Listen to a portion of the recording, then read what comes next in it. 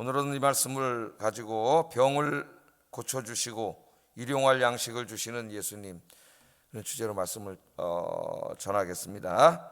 오늘 아침에 이렇게 새벽에 오셔서 기도하시는 여러분, 또 여러분 가족들 있으시죠? 오늘 여러분의 기도를 들으시고 하나님께서 여러분의 여러분의 가족의 병을 고쳐주시고 또 여러분에게 일용할 양식을 주실 줄로 믿습니다. 자, 오늘 본문은 예수님께서 병과 배고픔으로 고통당하는 사람들을 불쌍히 여기시고 그 병을 고쳐주시고 또 먹을 것을 공급해 주시는 그런 이야기입니다. 예수님 당시나 지금이나 병들고 경제적으로 어려우면 서럽고 굉장히 고통스럽습니다. 예수님은 우리의 영적인 부분뿐만 아니라 우리의 이 육적인 문제인 건강과 일용할 양식에도 우리 예수님이 관심을 갖고 그 필요를 채워주심을 오늘 본문이 우리에게 말씀하고 있습니다. 우리가 예수님의 이름으로 기도하면 하나님께서 우리의 건강을 지켜주시고 우리의 곳간을 풍성하게 채워주실 줄로 믿습니다. 자, 예수님께서 세례 요한이 순교한 후에 배를 타고 그곳을 떠나서 빈들로 가셨다고 오늘 본문은 이야기합니다. 그런데 많은 사람들이 걸어서 예수님이 가신 곳으로 따라왔다. 성경 그렇게 이야기합니다. 자, 12절, 13절 한번 읽어보겠습니다. 시작.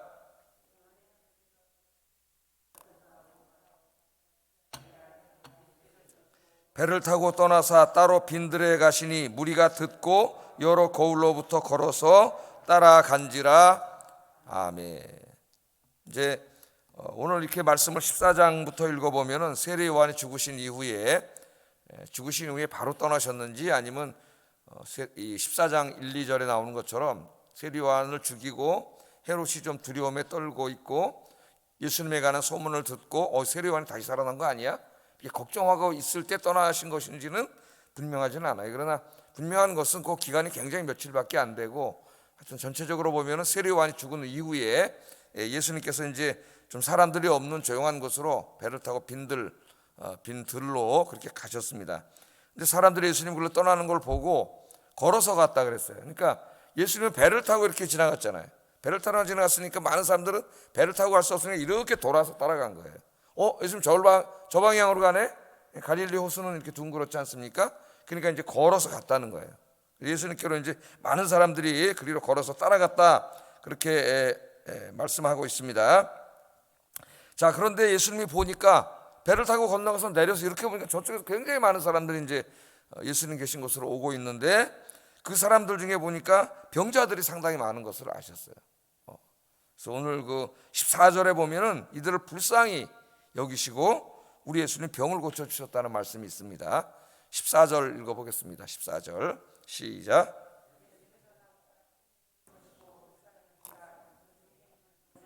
고쳐주시니라. 아멘. 그러니까 그 예수님 쫓아다니던 사람들이 예수님 배 타고 저쪽으로 건너가니까 이제 어떡하지 그러다가 저 방향을 보고 이렇게 돌아가지고 예수님 있는 곳으로 가는데 예수님 배에서 내리셔서 이렇게 좀 쉬려고 그러시지 않았나라는 생각이 들어요. 그런데 그냥 엄청나게 많은 사람들이 또 몰려오는데 보니까 굉장히 많은 병자들 데리고 오는 거죠. 예수님께서. 그 예수님이 얼마나 불쌍하셨겠어요. 병자들이 막 그 고쳐달라고 찾아오는. 지금 이렇게 의술이 발달했어도 아프면 힘들죠. 감기 하나만 들어도 며칠 동안 열이 나고 몸살이 나고 막 힘든데 얼마나 힘들었겠어요. 그 당시에 무슨 의사가 있어 봐야 거의 미신에 불과하고, 그죠? 그러니까 그 병자들이, 그것도 중병들이 굉장히 많잖아요. 말 못하는 사람도 있고 기가 안 들리는 사람도 있고 중풍병장도 있고 귀신에게 시달리는 사람도 있고 그 당시 어떤 의술로 해결할 수 없는 혈류증 걸린 여인도 있고 문둥병자도 있고 이런 사람들이 그냥 엄청나게 많이 오는 거죠. 올 수 없는 사람은 가족들이 데리고 오고 하여튼 예수님께로 그렇게 오니까 예수님 그 모습을 보시고 불쌍히 여기셨어요. 예수님 누구세요? 하나님이시죠. 예수님이 2000년 전에는 인간의 몸으로 이 땅에 오셔서 이곳에 계셔서 그들을 직접 보시고 불쌍히 여기셨지만은 지금 예수님은 어디 계세요? 하나님 보좌 우편에서 모든 통치권을 하나님으로부터 위임받고 온 우주 만물과 인간의 역사와 인간의 생사화복을 어떻게 하고 계세요? 주관하고 계셔요. 지금 주관하고 계셔요. 성경 우리에게 그렇게 가르쳐주고 있습니다. 자, 우리가 믿는 하나님은 여호와 무슨 하나님이에요? 라파의 하나님이다. 여호와 라파. 여호와 라파는 무슨 뜻이에요? 치료하시는 하나님이란 뜻이죠. 치료하시는 하나님. 하나님께서 이스라엘 백성들을 광야에서 구원해 주신 이후에 이스라엘 백성들에게 약속하셨죠. 너희가 여호와 하나님이 나를 경외하고 내 말에 순종하면은 내가 너희에게 이 애굽 땅에서 내렸던 질병을 너희에게 내리지 않겠다. 그리고 내가 너희를 지켜주고 너희를 치료해 주겠다. 그렇게 약속하시면서 나는 여호와 라파의 하나님이다. 그렇게 가르쳐 주셨어요. 난 너희를 치료하시는 하나님이다. 그러니까 이걸 잊으면 안 됩니다. 이 땅에 많은 병원이 있고 많은 의사가 있지만 궁극적으로 인간을 치유하시는 분은 누구세요? 하나님이세요. 하나님. 의술도 과학도 하나님이 주신 은총입니다. 하나님이 과학과 의술을 발전하게 하셔서 그것을 통해서 우리를 치료하셔요. 그냥 병원에 가서 치료를 받는 게 신앙하고 반대되는 게 아니에요. 그것도 하나님이 주신 은총이에요. 의사들이 수술도 하고 암도 도려내기도 하고 또 잘라내서 붙이고 이런 일들을 다 의사가 합니다. 뭐 수술이라는 게 별거 아니잖아요. 암 있는 부분을 이렇게 칼로 다 잘라내가지고, 그죠? 대장 이런 거는 또 잘라내서 붙이고 이렇게 되죠. 수술하고 이제 그 암세포가 다시 또 퍼지지 않도록 독한 약이죠. 항암제를 투여해가지고 오랫동안 그것을 치유하게 하고 이렇게 하지 않습니까? 그렇게 하지만은 또 어떤 사람들은 잘 회복해서 건강하게 회복하시는 분도 있고 또 어떤 분은 회복하지 못하고 세상을 떠나는 분도 있고 그래요. 그러니까 의사들이 수술하고 치료를 하지만은 궁극적으로 인간을 치유하시는 분은 누구세요? 하나님이세요. 하나님. 그래서 지금도 우리가 병원에 가서도 치유받고, 저도 병원에 가지만은 병원에서 의사에게 치료도 받고 약도 먹지만은 여전히 제가 아픈 곳을 만지면서 기도하고 몸이 아플 때도 기도하고 그러면은 하나님께서 또 치유해 주세요. 어떨 때는 막 몸살이 막 있어가지고 주일날 어떡하지? 그런데 일부 예배 설교하다가 다 나은 경우도 많아요. 예? 설교하는데 몸이 막 뜨거워지고 하나님 역사로 치유해 주시고, 오늘 이 아침에도 여러분 기도하실 때에 하나님이 여러분 치유해 주실 줄로 믿습니다. 하나님은 우리가 병으로 고통당하는 모습을 보고 어떻게 여기셨어요? 불쌍히 여기셨어요. 그분이 하나님이세요. 지금 이 예수님이 우리가 아프고 힘들 때 하나님이 팔짱 끼고 그래 너 한번 아파봐라 그런 하나님이 아니고 우리 부모님이시기 때문에 하나님이 오늘 불쌍히 여기셔요. 하나님은 다 우리가 건강하게 치유되기를 하나님께서 원하십니다. 그래서 아플 때 병원도 가서 치료받지만 여러분 스스로를 위해서 많이 기도하세요. 예? 아픈 것을 위해서 기도하시고 그러면 하나님이 치료해 주십니다. 뿐만 아니라 하나님은 우리가 우리 스스로 내 병만을 위해서 기도하는 게 아니라 또 병든 사람들을 위해서 기도하라 그랬죠. 우리에게 중보기도의 사명을 주셨습니다. 병자들을 위해서 기도하는 사명을 주셨어요. 그래서 서로가 아픈 사람들을 위해서 하나님을 경외하는 사람들 기도하는 기도하면은 그 의인들의 기도는 역사하는 힘이 어떻다 그랬어요? 많다 그랬죠. 그래서 서로가 병 낫기를 위해서 기도해 주라 그랬습니다. 구역 식구들 또 내 가족들, 우리들에게는 사명이 있어요. 환자들을 위해서 중보 기도해야 되는 사명이 있습니다. 야고보서 5장 15절 16절 읽어보겠습니다. 시작.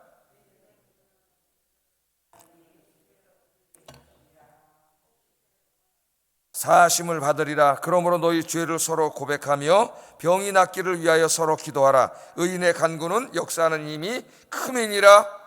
아멘. 여러분 이 말씀 믿습니까? 의인의 간구는 역사하는 힘이 크다. 그렇기 때문에 서로 병 낫기를 위해서 서로 기도해라.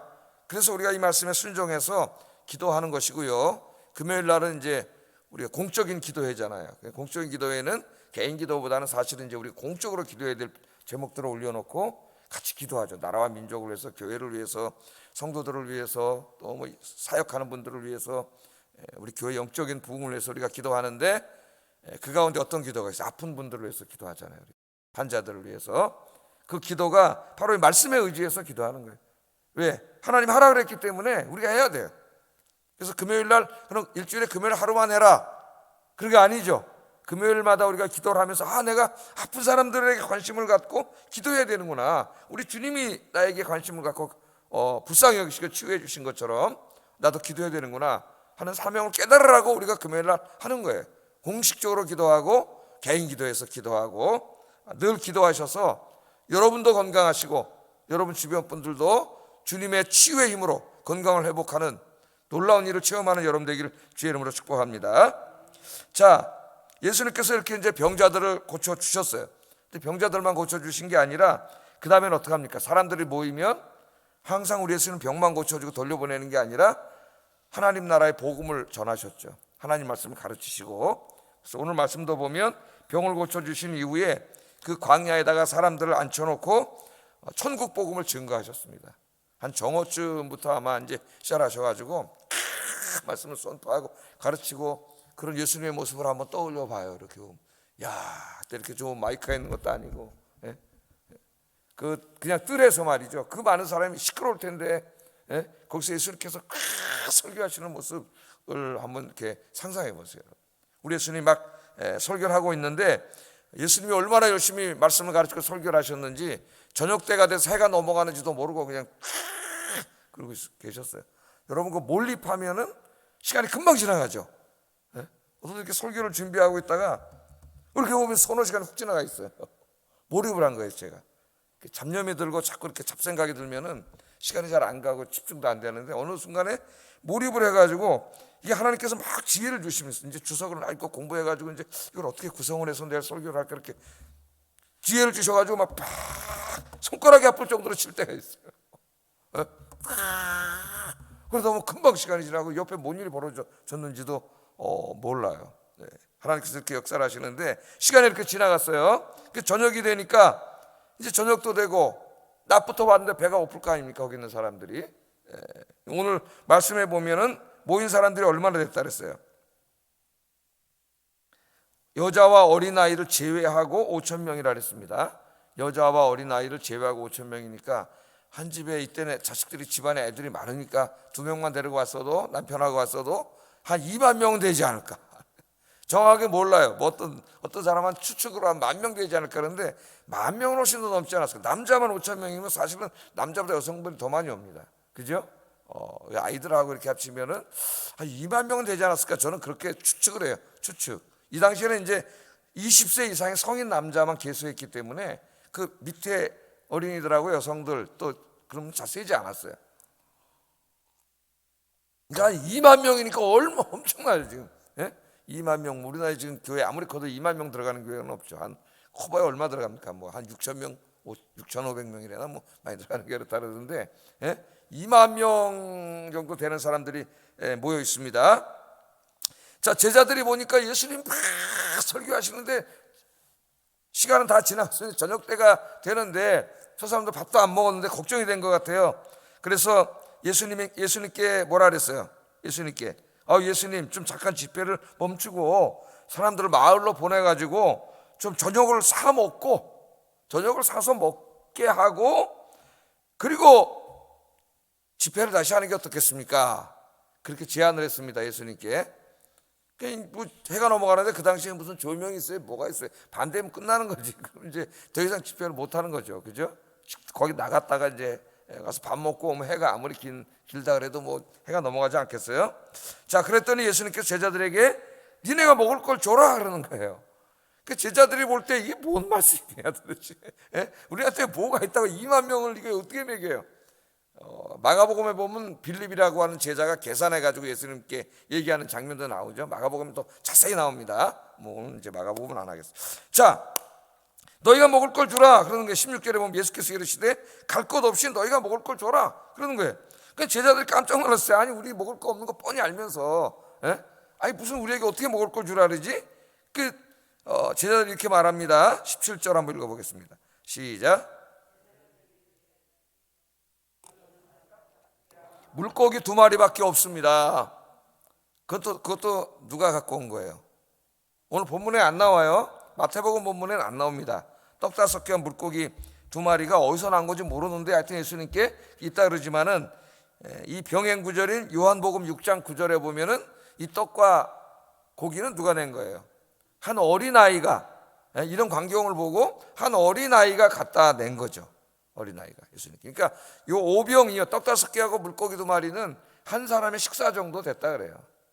그러니까 이제 아마 뭐 그 도시락을 어머니가 싸줬든지 어쨌든지 하여튼 자기 먹을 것을 예수님께 드린 거죠. 이 도시락을.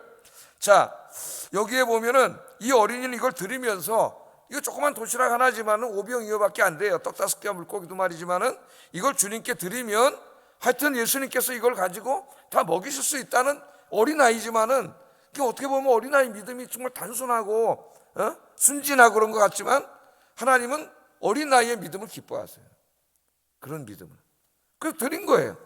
어른 같으면 드렸겠어요? 가지고 내서 뭐해, 그냥 나나 먹지 저희 가서, 그랬겠죠. 근데 이걸 예수님께 드리면 뭔가 예수님이 이것으로서 이 많은 사람들을 먹일 수 있다고 생각했기 때문에 예수님께 드린 거예요. 그러니까 제자들이 하는 말이, 예수님 우리가 갖고 있는 거 이거 지금 어린애가 낸 거 이거 오병이어밖에 없는데요. 예수님께 그렇게 말을 합니다. 그 말 속에는 뭐가 담겨 있는 거예요? 이까짓 거 갖고 지금 한 사람 도시락인데 2만 명이 어떻게 먹입니까? 불가능합니다. 그런 말을 예수님께 하는 거죠. 그래서 여기에 보면은 어린 나이의 믿음 있음과 제자들의 믿음 없음이 대조됩니다. 이 말씀 내일도 또 나와요. 제자들은 믿음이 없고 또 어떤 사람들은 예수님의 옷만 만져도 병이 날 것을 믿어요. 이제 내일 아침에 그 부분을 또 살펴볼 거예요. 이 제자들은 늘 주님과 가까이 있으면서 많은 것을 체험했으면서도 여전히 믿음이 없습니다. 근데 이 어린이는 믿음이 있어요. 이 작은 도시락 하나 내면 예수님이 능히 먹일 줄을 믿습니다. 그리고 드린 거죠. 그랬더니 예수님이 뭐라 하냐면 그걸 가져오라는 거죠. 그걸 가져오너라 그랬어요.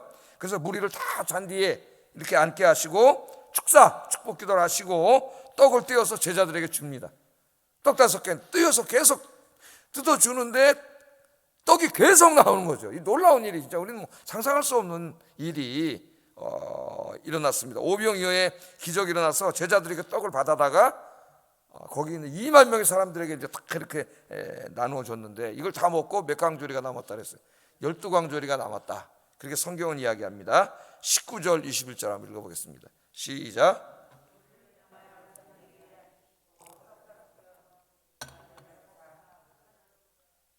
떡을 떼어 제자들에게 주시며 제자들이 우리에게 주니 다 배불리 먹고 남은 조각을 12바구니에 차게 거두었으며 먹은 사람은 여자와 어린이 외에 5,000명이나 되었더라. 아멘. 놀라운 기적이 일어났습니다. 오늘날 21세기에 사람들이 이 글을 읽으면 뻥치지 마. 야, 뭐 오병이어를 가지고 2만 명이 어떻게 먹어? 이런 거 성경에다 써놓으니까 누가 예수님 믿겠냐? 성경 말씀을 믿겠냐? 그래가지고 19세기 말부터 20세기 들어오면서 이런 성경책을 찢어버렸어요. 이렇게 진짜 찢었다는 게 아니라 찍찍 걷다는 말. 이거는 다 초대교인들이 꾸며낸 얘기. 이런 얘기는 다 꾸며낸 얘기고 예수님이 이렇게 좀 착하게 살아라, 용서해라, 사랑해라 이런 것만 진짜 예수님이 하신 말씀이 이건 다 꾸며낸 얘기라 이런 짓을 했어요. 자유주의 신학자들이. 그래서 오늘날 저 서구교회가 다 무너진 겁니다. 여러분. 성경에 나오는 말씀을 믿지 않고 성경 행하신 하나님의 놀라운 기적을 믿지 않음으로 인해서 저 교회들이 다 무너진 거예요. 원래 원인은 거기에 있어요. 성경 말씀이 더 이상 하나님 말씀이 아니고 초대교회들이 꾸며낸 이야기라면은 그게 뭐 교회 나올 필요가 뭐가 있겠습니까? 그래서 교회가 다 무너진 거예요. 그러니까 성경의 권위를 자꾸 사람들이 들어요. 여러분 예수님은 하나님이세요. 아니 뭘 이거를 못 믿어. 그 예수님이 누구세요? 아무것도 없는 가운데 말씀으로 이 우주 만물을 창조하시고 저 하늘에 수천 조억 개의 저 별들, 어떤 별 하나는 지구보다 수천 배 더 큰 별도 있어. 그런 별도 수천 조억 개를 다 만드시고 거기 법칙을 다 만드시고 그걸 다 운행하시고 우리 이 조그만 우주에 점도 안 되는 이 지구에만 봐도 일 수 없이 많은 종류의 물고기, 새들, 동물들, 꽃들, 식물들이 그 아름다운 형형색색을 모습을 띠고 다 지금 살아가고 있고 그 생명체 세포 하나만 봐도 그 세포 하나에 엄청나게 정교한 많은 기능을 가진 것들이 다 기능을 하면서 그렇게 생명을 이루고 있잖아요. 그걸 지금 과학자들이 연구하면서 막 감탄하라고 깜짝 놀라고 막 그러고 있지 않습니까? 옛날에 저 찰스 다윈, 그 진화론자인 찰스 다윈 때는 세포가 그냥 젤리 덩어리인 줄 알았어요. 그 사람은 그냥 아무것도 아닌 줄 알았어요. 조금은 젤리 덩어리인 줄 알았어요. 그런데 나중에 과학 현미경의 발달해 세포를 들여다보니까 그 세포 하나가 어마어마하게 정교하게 이루어진 기계예요. 기계. 우리 인간이 만드는 어떤 로봇이나 그런 거보다 그거보다 더 정교한 게 없어요. 세포는. 그 중에 많은 거 하나만 고장이 나도 세포가 죽어요. 그래서 암이 걸리고 죽는 거예요. 사람이. 그걸 다 만드신 분이 누구예요? 하나님이세요. 하나님. 우리 성부, 성자, 성령 하나님. 이까지는 무슨 떡 5개 갖고 2만 명 먹이는 아무것도 아니지. 이미 광야에서 40년 동안 40년 동안 먹이셨잖아요. 그러니까 하나님을 자꾸 인간의 수준에서 생각하게 하는 거예요. 마귀가 그렇게 하는 거예요. 고린도전서 할 때 배웠죠. 어떻게 했어요? 우리 인간의 지혜와 총명을 어둡게 하고 마음을 혼미하게 해서 하나님의 능력을 인간의 능력으로 다운시켜가지고 우리가 할 수 없는 일을 하나님은 어떻게 하냐? 이런 어리석은 일들을 하는 거예요. 지금도 하나님은 살아서 역사하시고 여러분이 기도하실 때 하나님 놀라운 은혜로 채워주실 줄로 믿습니다. 예수님은 오늘 말씀해 보면은 우리들의 배고픔에 관심을 갖고 계세요. 영적인 문제에만 관심을 갖고 계신 것이 아니고 우리 예수님 우리의 육적인 문제에도 관심을 갖고 계십니다. 제자들이 저녁 됐는데요, 저 마을에 가서 밥 사 먹고 오게 합시다. 그럴 때 우리 예수님이 금식하면서 하면 되지, 그렇게 말씀하지 않았습니다. 오병이어의 기적을 베푸셔서 굶고 있는 그 많은 사람들의 고픈 배로 채워주셨어요. 우리 예수님께서. 자, 우리 이런 말씀이 성경에 여러 번 나오죠. 예수님께서는 사명을 다 잊어먹고, 예수님의 제자들이 예수님 십자가에서 죽으신 이후에 사명 다 잊어먹고 부활하신 예수님을 한번 만난 이후에도 그 후에도 흔들려가지고 저 갈릴리 바다에 가서 다시 고기 잡아먹고 살고 있는 제자들을 우리 예수님 찾아가시잖아요. 요한복음에 보면 찾아가십니다. 글로 제자들이 거기서 밤새도록 그물 또 던졌어요. 밤새도록 그물 던졌는데 그날도 한 마리도 잡지 못했어요. 한 마리도 잡지 못했으면 새벽까지 던졌습니다. 한 마리도 못 잡고 집에 가면 식구들은 굶어야 돼요. 그런 상황에서 다 지치고 새벽에 이제 돌아가면은 아버지만 기다리고 있는데 아버지 빈손으로 들어오는 거죠. 그런 상황인데 우리 예수님이 거기 찾아가셔가지고 뭐라 그랬어요? 오른쪽에 그물을 던져라. 깊은 곳에 그물을 던져라. 그래서 거기다 그물을 던졌더니 몇 마리 잡았어요? 큰 물고기만 153마리 잡았습니다. 그래서 저 어떤 볼펜 앞에 보면 153이라고 써 있어요. 모나미 볼펜 앞에 보면 153. 그 사람 다 기도하는 마음으로 만든 거예요. 그게 153마리의 기적이. 그러니까 그냥 집에 갔으면 그 기다리던 애들하고 집에 밥 먹을 게 없는데 그걸 불쌍히 여기시고, 지금으로 말하면 어떻게 가장에 나가서 일하는데 그 사업을 열어주시고 직장에 복을 주신 거죠. 지금으로 말하면 곡관을 채워주신 거예요. 경제적으로 어려우니까 하나님이, 주님이 그걸 일단 채워주시잖아요. 관심을 가지시고.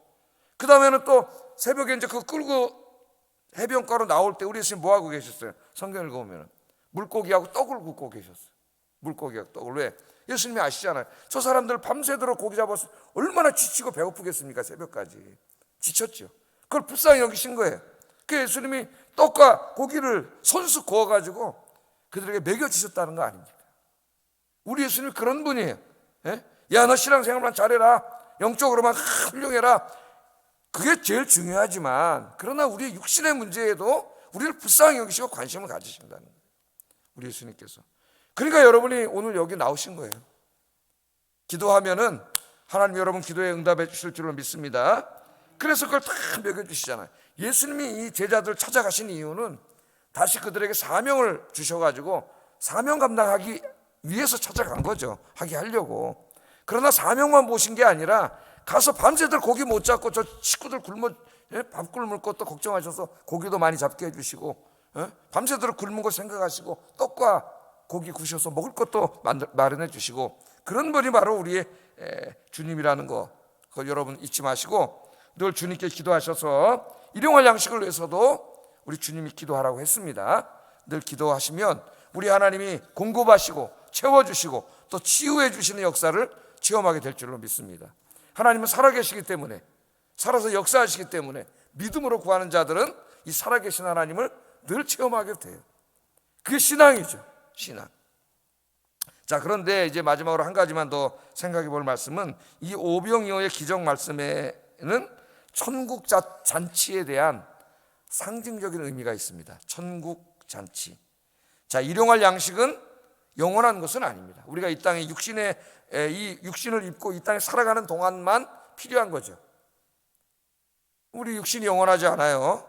일용할 양식을 주셔서 그걸 너무나 풍족하게 주셔서 곳간에 가득 채워가지고 내가 부자가 됐다 할지라도 그 영원히 내가 갖는 게 아니에요. 조금 있으면 나는 늙고 병들고 죽습니다. 영원하지가 않아요. 그러니까 일용할 양식은 영원한 게 아니에요. 이 땅에 이 육신이 있을 때만 필요한 거죠. 자, 그런데 우리 예수님께서는요, 일용할 양식도 주시지만 그러나 그것보다 더 큰 잔치를 준비하고 계십니다. 더 큰 잔치, 그게 뭐냐면 천국 잔치입니다. 이 땅에 천국 잔치가 열리고 하나님 나라가 이루어지면은 거기에는 더 이상 부족한 것이 없어요. 천국에는 먹을 것이 가득하고 기쁨과 만족과 풍요로운 곳입니다. 그래서 우리는 천국을 보지 못했죠. 아무도 보지 못했어요. 그래서 우리 예수님께서 천국을 우리에게 설명해 주실 때 비유를 들어서 설명을 해 주셨는데, 천국과 이 땅에서 가장 비슷한 것이 뭐냐, 어디냐면 잔치집이에요. 잔치집.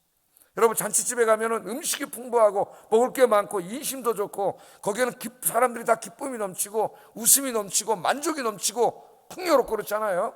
그 잔치에다가 비유했는데 이스라엘 문화에서 제일 풍요로운 잔치가 결혼잔치예요.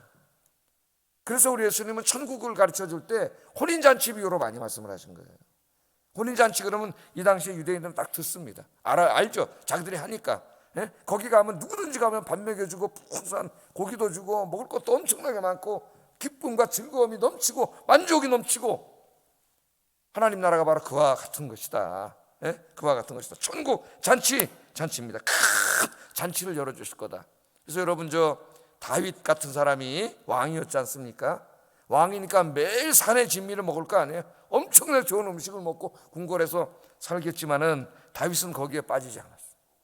다윗은 하나님이 이 땅에 베풀어 주실 천국 잔치에 소망두고 살았습니다.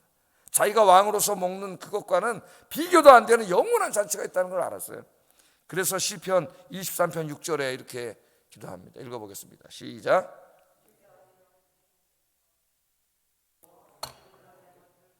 내 잔이 넘칩니다. 넘치나이다.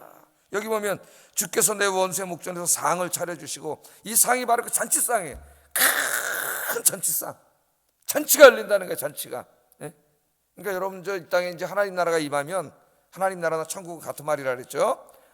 잔치가 열린다는 거는 거기는 더 이상 무슨 뭐가 모자라고 하나님 좀 일용할 양식을 주세요 그런다거나, 아니 무슨 몸이 아프고서 하나님 좀 치료해 주세요, 이런 기도가 필요 없어요. 거기는 다시는 병이 없어요. 배고픔이 없어요. 거기는 생명이, 하나님의 생명이 넘치는 곳이고 기쁨과 만족이 가득한 곳이에요. 가득한 곳. 그래서 다윗은 자기가 왕이었으면서도 이 땅에서 누리는 그게 아무것도 아니라는 걸 알았어요. 그래서 하나님이 베풀어 주실 잔치를 소망하며 살았습니다. 그게 이 기도예요. 주께서 내 원수의 목전에서 잔치상을 베풀어 주시고 기쁨으로 내 마루에 바르셨으니 내 잔이 넘칩니다. 그러니까 여러분, 이 믿음을 가지면 이 땅에서 여러분의 인생의 잔이 항상 넘쳐요. 기쁨이 넘치고 행복이 넘칩니다. 행복이 넘쳐. 자, 이사야 선지자도 이사야 25장 6절에 하나님께서 베풀어 주실 천국 잔치를 기대하면서 이렇게 노래를 했습니다. 한번 읽어보겠습니다. 시작. 기름진 것과 오래 저장하였던 포도주로 연회를 베푸시리니 곧 골수가 가득한 기름진 것과 오래 저장하였던 맑은 포도주로 하실 것이요. 여기 하나님이 베풀어 주실 큰 잔치를 소망하는데, 여기 나오는 음식들은 최고 비싼 음식들이죠. 맛있고 큰 잔치를 베풀어 주실 것입니다. 그래서 이사야도 항상 위대한 선지자로서 그 땅에 살았지만 그는 궁극적인 소망은 여기에 있지 않았어요. 이게 아무것도 아니에요. 물론 이 땅에 사는 동안 먹을 게 필요하고 건강해야 되기 때문에 하나님이 건강도 주시고 음식도 주시고 돈도 주시고, 필요하면 하나님의 자녀들이 기도하면 주세요, 하나님이. 그런데 그건 영원한 게 아니에요. 이 땅에 사는 동안 필요하니까 주시는 거예요. 진짜 영원한 소망은 이 땅이 아니라 어디에 있어야 돼요? 하나님 이 땅에 베푸신 하나님 나라에 있어야 되죠. 이 땅에 사는 게 아무리 많이 가져도 좀 있으면 죽어요. 그건 영원한 게 아니에요. 영원한 것은 우리가 부활해서 영생을 얻고 천국잔치에 참여해서 주님과 영원히 함께 사는 게 우리의 소망인 줄로 믿습니다. 그래서 일용할 양식을 위한 기도는 우리 주님이 하라고 했지만 조금 우리가 조심해야 돼요. 자칫 잘못하면은 일용할 양식을 위한 기도가 우리의 탐심을 채우는 기도로 변질될 수가 있습니다. 그래서 일용할 양식을 위한 기도하기 전에 먼저 어떤 기도를 하라 그랬어요? 주기도문에서. 좀 이따 외울 거잖아요. 뭐라 그랬어요? 하늘에 계신 우리 아버지 이름이 거룩히 여김을 받으시오며 나라가 임하시오며. 이게 성경책이 바꿔놔가지고 조사를 굉장히 어려워요. 임하시옵시며, 옛날에 이랬는데 임하시오며 그러니까 제가 그 의식을 하고 암송할 때는 요새 걸로 지금 말씀으로 암송하는데, 무의식 중에 암송하면 옛날 게 어떻게 나와? 예? 그러다 보니까 지금 우리가 서로가 다 엉망진창이 됐어요. 여러분들은 저 성경책 보시고 새로 바뀐 걸로 하세요. 저도 이제 의식하고 하면은 이걸로 하는데, 주시옵시며, 좀 이따 또 주시옵시며 그럴지도 몰라요. 주시옵이요. 예? 그러니까 하나님의 영광과 하나님의 나라를 위해서 먼저 기도하고, 그 다음에 우선순위에서 두 번째가 일용할 양식이지 않습니까? 그러니까 우리의 기도가 초점을 이루면 우리는 미신으로 전락해요, 기도가. 그러니까 일용할 양식을 위한 기도를 해야 되는데, 이 기도하기 전에 먼저 하나님 나라에 대한 갈망과 천국 잔치에 대한 소망을 먼저, 그 나라가 빨리 이루어지도록, 내 소망은 여기에 있는 게 아닙니다, 하나님. 그걸 먼저 기도하고, 그러나 내가 이 땅에 하나님 나라가 완전히 이루어지기 전에는 육신을 입고 살아야 되니까, 예? 건강도 해야 주의 일도 하고, 일용할 양식도 있어야 먹고 살면서 또 이걸 주님께 드릴 수도 있고, 그러니까 하나님 나에게 일용할 양식도 주시고 건강도 주세요. 기도가 이렇게 돼야 된단 말이에요. 그런데 대부분의 사람들은 앞에 정말 중요한 기도는 싹 빼먹고, 눈 감자마자 주님 주세요 주세요 주세요 이다 보니까 이 기도가 다 기복신앙으로 전락하고, 미신, 탐욕, 나의 탐욕을 하나님 앞에 가서 매일 달라고 하는 잘못된 기도를 하나님 앞에 드리게 되는 거예요. 그래서 이게 중요합니다. 또 어떤 분은 하나님 나라를 위해서 기도한다고는 하나, 하나님 나라에다가 목사님 하라 그랬으니까 그냥 한 1, 2분 씩 하고 지나가 버리고, 나머지 그냥 4, 50분 계속 주세요만. 이것도 잘못된 거죠. 비율도 이루어져야 된다 그랬죠. 예? 먼저 하나님이 이 땅에 이루실, 정말 다시 질병이 없고 굶주림이 없고 부족함이 없는 그 나라가 속히 이루어지도록, 예? 그걸 위해서 기도하면서, 그러나 이 땅에 아직 하나님 나라가 이루어지지 않았기 때문에 육신을 입고 사는 동안 하나님이 필요한 걸 아시잖아요. 그 안에서 일용할 양식을 위해서 기도하시고 건강을 위해서도 기도하셔서 여러분의 기도가 하나님을 기쁘시게 하고 기도 응답 받는 여러분의 기도가 되기를 주의 이름으로 축복합니다. 기도하겠습니다. 말씀을 생각하면서 기도하겠습니다.